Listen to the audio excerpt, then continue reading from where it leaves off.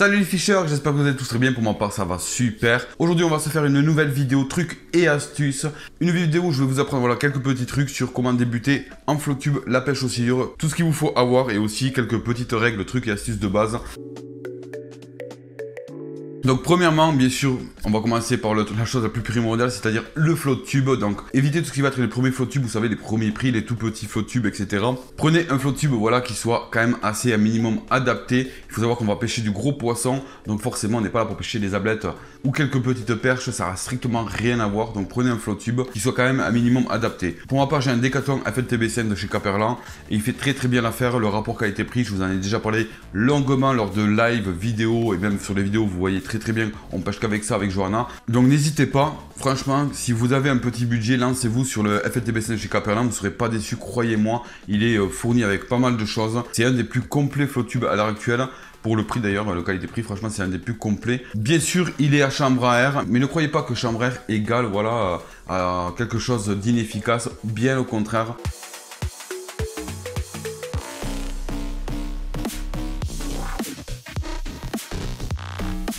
Ensuite, pour ceux qui ont un budget quand même beaucoup plus important, vous pouvez partir directement sur des Flottube en PVC. Ça vous garantira voilà, une longévité du Flottube beaucoup plus importante et une qualité au-dessus de chambre à air, c'est sûr et certain. Une fois que vous avez votre Flottube, on est parti pour l'équipement. Bien sûr, la canne à pêche, on va commencer par ça aussi. Alors la canne à pêche, il vous faut une canne qui est quand même assez courte. Ne partez pas sur des cannes qui font plus de 2 mètres. C'est un encombrement inutile.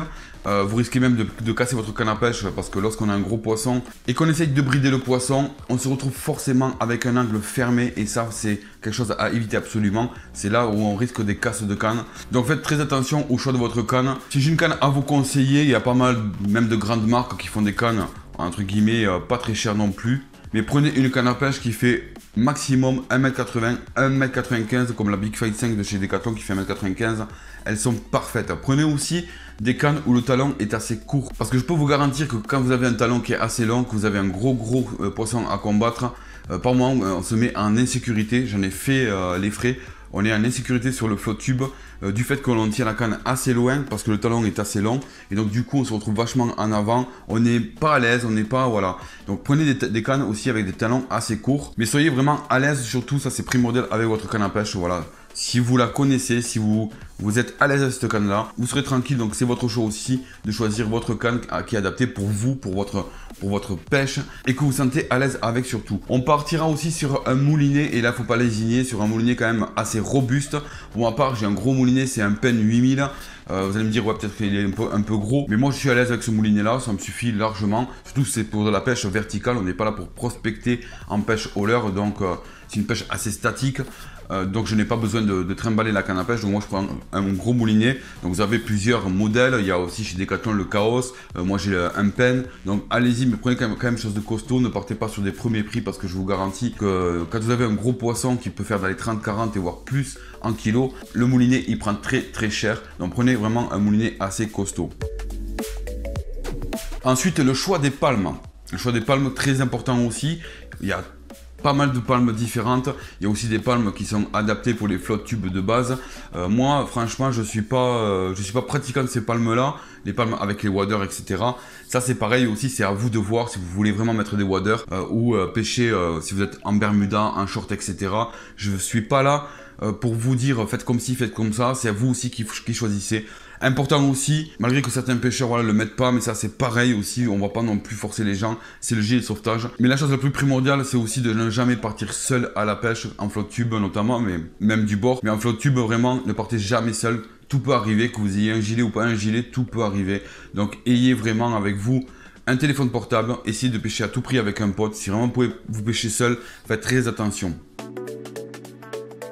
Ensuite, n'oubliez pas aussi une chose, un petit sac avec de l'eau, de quoi manger, un petit paquet de gâteaux, peu importe, un petit paquet de chips, peu importe. Ça c'est primordial aussi pour vous faire, si vous partez une journée complète, de vous faire une petite pause, vous vous calez sur une berge, même si vous ne pouvez pas vous poser sur une berge, un endroit où il y a des arbres, une zone assez shallow, et vous serez une zone assez tranquille, vous faites une petite pause, vous posez tout. Si vous avez un éco-sondeur, vous arrêtez tout, vous posez la canne à pêche, vous vous posez pendant une demi-heure tranquillou. Vous profitez, vous regardez la nature, vous regardez la rivière. Voilà, ne pensez plus, ne réfléchissez plus à ce moment-là. Prenez vraiment un moment de pause parce que ça, sincèrement, il en faut. parce qu'en flotte tube, quand on reste toute une journée assis, je peux vous garantir que par moment, surtout quand il n'y a pas de touche ou quand il n'y a pas de poisson, on a le moral qui baisse assez vite. Donc voilà, faites une petite pause, profitez de la nature, ça c'est vraiment primordial aussi. Ensuite, n'oubliez pas, voilà, dans vos sacs ou bacans, tout ce qui va être accessoire, donc du fluorocarbone pour ceux qui voudraient faire des têtes de ligne en fluorocarbone, de la tresse, ciseaux, prenez aussi un couteau, tout peut arriver, il faut absolument qu'on puisse dégager si jamais assez vite, donc ayez à votre portée tout ce qui va être pince, ciseaux, etc. Attachez-les aussi avec des liens de vie. Vous pouvez en trouver sur plein de sites, donc les liens de vie où vous attachez tout votre matériel, que ce soit des pinces, ciseaux et même pourquoi pas la canne à pêche avec un mousqueton au niveau du bras du moulinier, n'hésitez surtout pas, ça évitera bien des ennuis, croyez-moi, parce que je vous garantis que même moi, j'ai déjà perdu une canne comme ça, si je l'avais attachée, je l'aurais pas perdu quoi. Ensuite aussi une chose importante, si vous ne connaissez pas un spot mais que vous aimeriez aller prospecter en flotte tube, renseignez-vous un petit peu avant sur Google Maps, tout ce qui peut se passer autour de la zone où vous voulez prospecter, qu'est-ce qui pourrait apparaître que vous ne verrez peut-être pas le jour J. À savoir que les images Google Maps ont des fois des décalages, des fois vachement importantes de 2 ans, donc n'hésitez pas à regarder, mais aussi une fois que vous allez sur le spot, à vous-même de regarder comment est le spot, s'il a changé par rapport à ce que vous avez vu, etc. etc. Ne partez jamais comme ça à l'aventure et vous dire ouais c'est pas grave, on s'en fout. Regardez vraiment voilà, s'il y a une chaussée pas loin, s'il y a un courant qui s'accélère. Une chose aussi importante lorsque vous arrivez sur de nouveaux spots, ayez un point de sécurité. Alors un point de sécurité c'est quoi? Tout simplement moi c'est ce que je fais à chaque fois et je vois pas beaucoup de youtubeurs en parler. Dès que j'arrive sur un spot que je connais ou un spot assez nouveau, je vais regarder où est-ce qu'il y aurait un endroit où je pourrais me poser, une berge, etc. Un point de sécurité où s'il se passe quoi que ce soit, je peux me poser là-bas, je serai tranquille, il peut rien m'arriver. Donc ça c'est vraiment primordial, regardez vraiment cette zone, pour moi que j'appelle zone de sécurité. Ensuite aussi une chose, ça va toucher aussi à la sécurité, les bateaux, voilà, il peut y avoir dans vos zones de la navigation. Alors en général quand c'est des pêcheurs ou des bateaux de plaisanciers, malgré que certains font un petit peu n'importe quoi, la plupart du temps voilà, tout le monde ralentit. Si vous êtes posté sur carrément une voie de navigation, s'il y a des bateaux, écartez-vous aussi. On est là aussi pour partager l'eau, on n'est pas non plus les seuls, il ne faut pas être égoïste, donc voilà, il faut quand même aussi, donc écartez-vous un petit peu des postes, prenez le temps, ne risquez pas quoi que ce soit parce que tout pourrait arriver, que ce soit un retournement avec une vague, enfin bref, peu importe, la courtoisie, petit bonjour, petit machin, avec les gens qui vous croisent, et vous verrez, vous serez tout en sécurité.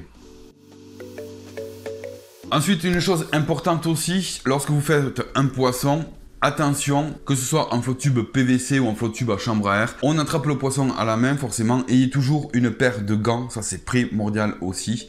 Et surtout que lorsqu'on attrape le poisson, comme vous avez vu sur les vidéos, il faut faire très attention à tout ce qui va être hameçon, ou le moindre coup de tête du poisson pourrait vous crever le flotte tube. Donc vraiment fatiguez votre poisson, soyez sûr qu'au moment où vous allez le maintenir à la main, c'est le moment où il est le plus fatigué et que peu importe, vous le lâcherez pas. Faites très attention à ça, c'est vraiment très important, même un petit pic d'un hameçon, on ne le voit peut-être pas forcément, et en cours de pêche, vous pourrez vous rendre compte peut-être que votre flotte tube, voilà, il pourrait se dégonfler à tout moment dû à voilà, un accroc avec un hameçon. Donc faites très attention quand vous avez un poisson.